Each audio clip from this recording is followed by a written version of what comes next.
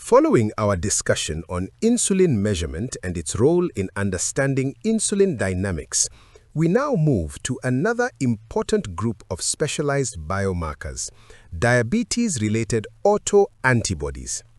Unlike insulin and C-peptide, which assess metabolic function, autoantibodies help us understand the immune basis of diabetes.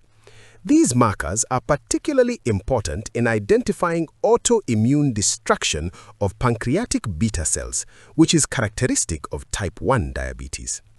The most commonly measured diabetes-related autoantibodies include GAD65, IA2, ZNT8, and insulin autoantibodies. The presence of one or more of these autoantibodies strongly supports an autoimmune etiology.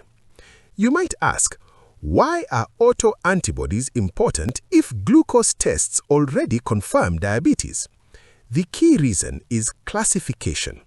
Glucose-based tests confirm hyperglycemia, but they do not distinguish between type 1 diabetes, type 2 diabetes, or atypical forms such as latent autoimmune diabetes in adults, commonly referred to as LADA. Autoantibody testing fills this diagnostic gap. Let us consider a classical laboratory-based example. An adult patient presents with newly diagnosed diabetes and is initially presumed to have type 2 diabetes based on age. However, autoantibody testing reveals positive GAD65 antibodies. This finding indicates an autoimmune process and supports a diagnosis of LADA, which has important implications for treatment and disease progression.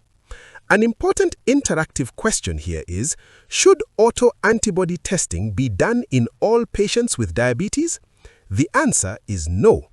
Autoantibody testing is most useful in atypical cases such as lean adults with diabetes, patients who respond poorly to oral therapy, or those with rapid progression to insulin dependence.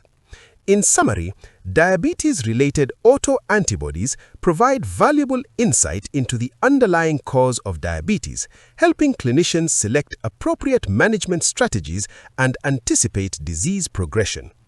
With this immunological perspective in mind, we will now transition to the next group of biomarkers, short-term glycemic markers including fructosamine and glycated albumin, which help us monitor glucose control when traditional markers like HbA1c are limited.